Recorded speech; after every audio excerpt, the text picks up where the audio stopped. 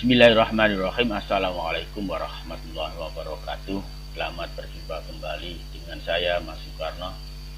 Pada kali ini kita akan menguji ANOVA satu arah atau one way ANOVA dengan SPSS. Namun sebelumnya silakan klik like, subscribe, dan share. Terima kasih. Mari kita bahas apa itu ANOVA satu arah ya.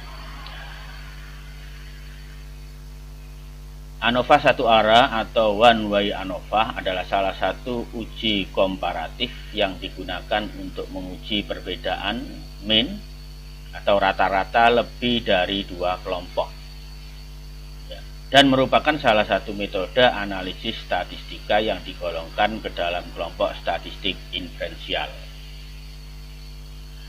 Analisis varian atau analisis ragam, kita telah membagi dua analisis berdasarkan kebutuhannya, yaitu ANOVA satu arah dan ANOVA dua arah. Kemudian kapan ANOVA satu arah digunakan? Pada dasarnya ANOVA dapat digunakan untuk melakukan pengujian perbandingan rata-rata beberapa kelompok. Biasanya terdiri dari lebih dari dua kelompok. Penggunaan ANOVA, kelompok berasal dari sampel yang berbeda antar kelompok. Misalkan jika kita ingin melihat pengaruh penggunaan metode pembelajaran terhadap hasil belajar. Adapun asumsi yang harus dipenuhi dalam menggunakan analisis ragam atau ANOVA, yang pertama, data yang digunakan adalah data yang berdistribusi normal karena akan digunakan statistik uji F. Yang kedua, varian atau ragamnya bersifat homogen. Yang ketiga, masing-masing sampel bersifat independen.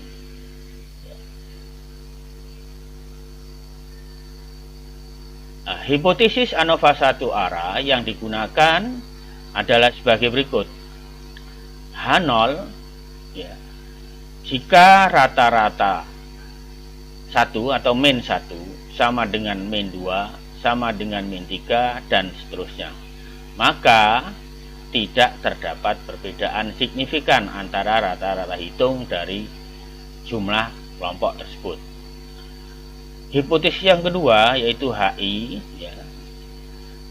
bunyinya rata-rata atau min 1 tidak sama dengan min 2, tidak sama dengan min 3, tidak sama dengan min dan seterusnya. Maka kesimpulannya ada perbedaan yang signifikan antara rata-rata hitung dari N kelompok.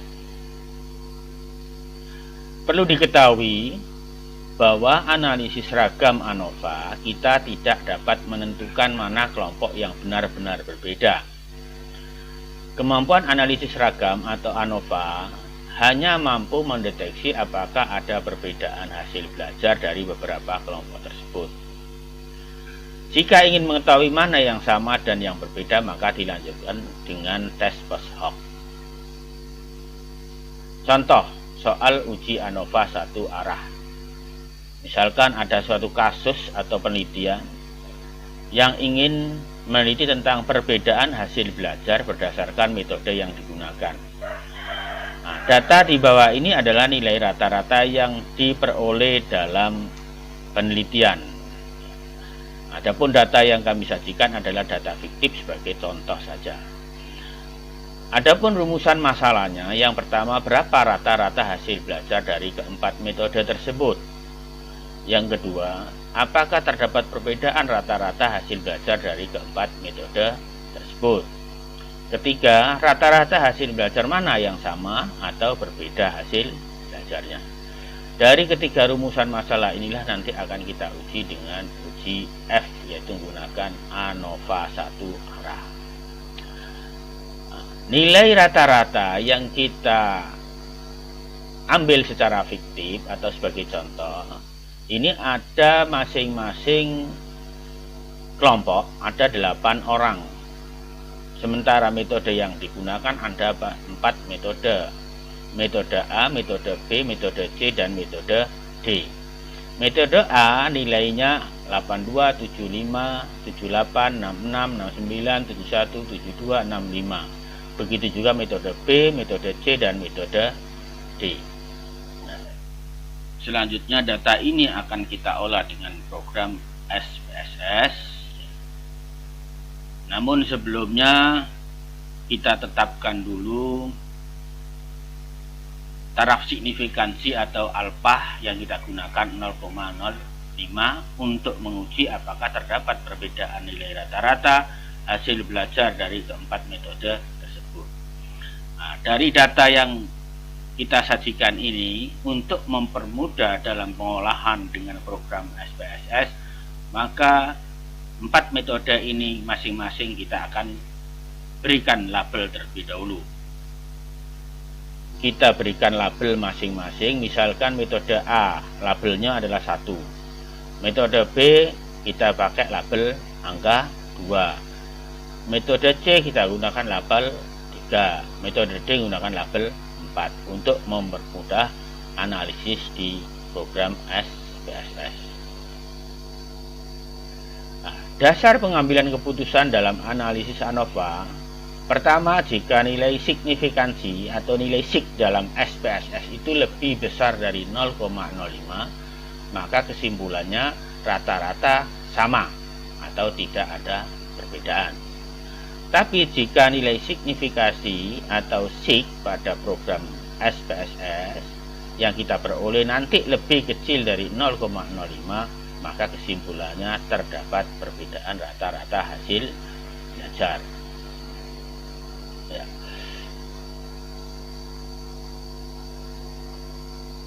Ya, untuk itu mari kita langsung kita praktekkan apakah ada perbedaan, kemudian ada yang sama mana, kemudian yang tidak sama mana. Maka langkah yang harus kita lakukan adalah membuka program SPSS. Ya. Kalau sudah terbuka, maka kita klik variabel view dulu. Ya, kita berikan nama. Jadi ada dua variabel, ada variabel bebas dan ada variabel terikat. Variabel bebasnya adalah metode. Kita beri kode metode pembelajaran MP. Kemudian yang kedua, hasil belajar HB. Yang perlu diingat, untuk desimal kita nolkan semuanya, baik metode maupun hasil belajar. Kemudian label MP adalah metode, tulis metode pembelajaran. Kemudian dalam metode pembelajaran itu karena ada 4, maka klik di value. Ya, kita klik. Pertama 1 yang sudah kita siapkan tadi adalah metode A. Metode A. Klik add. Yang kedua metode B, add. Yang ketiga metode C, add. Yang keempat adalah metode D. Add. Kalau sudah masuk semuanya, klik OK. Sementara untuk hasil HB adalah hasil belajar. Oke. Oke. Kalau sudah tertulis, terisi begini, maka kita klik data view. Ini ada metode pembelajaran, ada hasil belajaran. Yang perlu diingat, tadi sudah kita lambangkan bahwa metode pembelajaran tadi punya label 1, 2, 3, dan 4. Maka kita masukkan data yang sudah kita siapkan sebelumnya, itu dalam bentuk Excel. Nah ini. Jadi metode A, ya, kemudian labelnya 1. Kita klik adalah 1 dulu, ya, 1 per 1, ya, copy, masukkan ke program SPSS 1. Hasil belajarnya kita juga pindahkan. Ini hasil belajarnya, ya.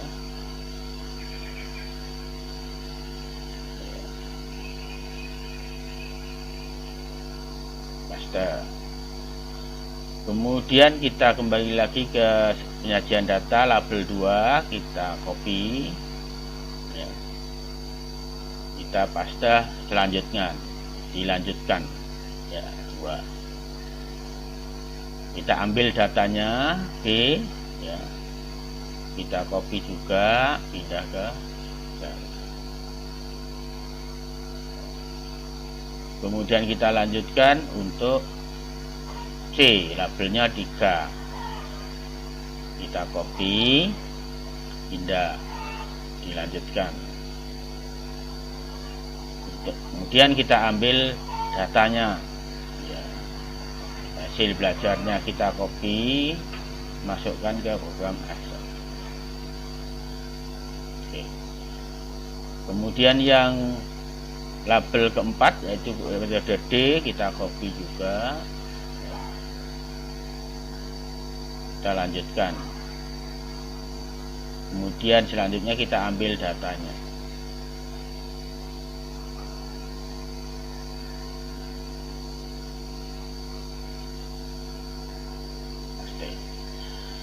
Oke, jadi ada 2 orang, seluruhnya dari 4 kelompok, masing-masing 8. Nah, dari sinilah pertama kali yang harus kita lakukan ya adalah syarat. Tadi yang pertama syaratnya kita buka, coba ya, kita buka. Datanya berdistribusi normal. Kedua adalah homogen. Jadi satu persatu kita akan analisis. Oke, selanjutnya dari data yang sudah masuk di dalam program SPSS ini, pertama yang kita lakukan adalah uji normalitas sebagai syarat untuk uji hipotesis dengan menggunakan uji ANOVA. Oke, kita klik analis, deskripsi statistik, kemudian explore. Pertama, hasil belajar sebagai variabel terikat kita pindah ke dependent list. Metode pembelajaran kita pindah ke faktor list ya. Kemudian kita klik plot ya. Kemudian klik normality plot with test, continuous, oke. Sambil menunggu, kita perhatikan data yang ada di output SPSS ini pada tabel test of normality. Untuk test of normality ini bisa kita lihat hasilnya ya. Kita pindah di presentasi ini bahwa hasil belajar dengan metode A, nilai SIG yang kita lihat adalah 0,840. Sedangkan hasil belajar dengan metode B kita peroleh nilai SIG 0,289. Hasil belajar dengan metode C nilai SIG-nya 0,379 dan hasil belajar dengan metode D nilai SIG-nya 0,862. Dari nilai SIG masing-masing ini nanti kita akan bandingkan dengan nilai SIG 0,05 ya. Karena keempatnya lebih besar dari 0,05, maka keempat data tersebut adalah normal sebagai syarat untuk uji ANOVA. Kita kembali ke program SPSS. Langkah kedua, kita menganalisis untuk menentukan uji hipotesis sekaligus uji homogenitas sebagai syarat. Maka kita klik analis, complement, kemudian one way ANOVA. Ya, okay. Ingat, hasil belajar kita masukkan dependent list, metode pembelajaran kita masukkan faktor. Maka kita klik option, kita conteng deskriptif dan homogenitis, kemudian continuous. Oke.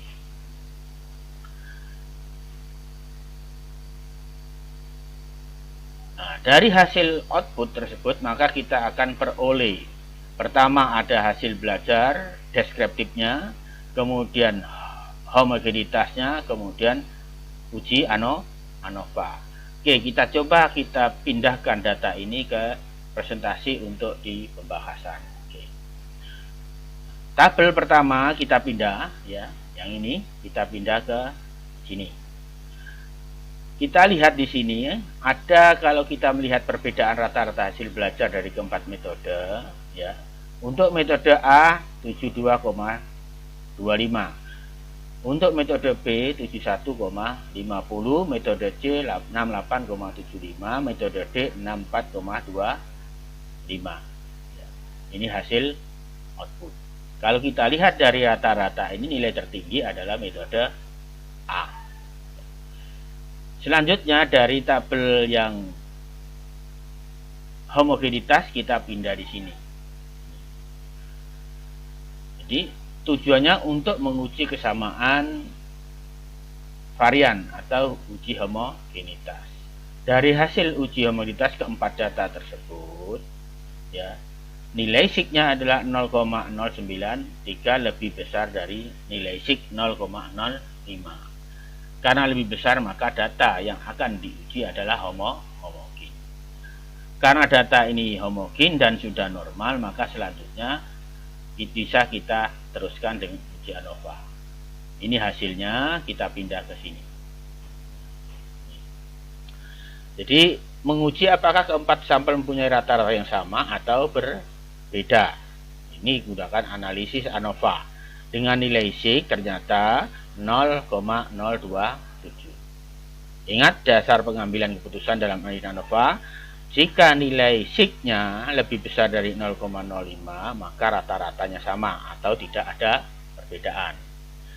Tapi jika nilai signya lebih kecil dari 0,05, maka rata-ratanya berbeda. Artinya ada perbedaan hasil belajar antara metode yang satu dengan metode yang lain.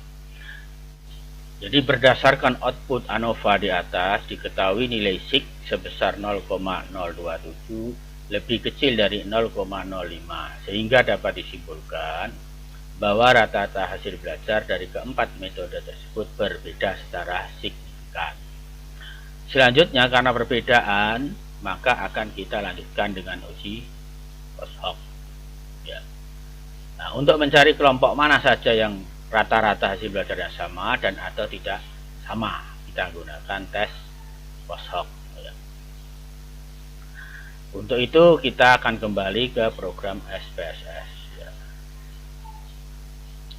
Pertama kita klik analis, complement, kemudian Y ANOVA, kemudian klik post hoc ya. Kita klik OK ya. Kemudian continuous. Oke.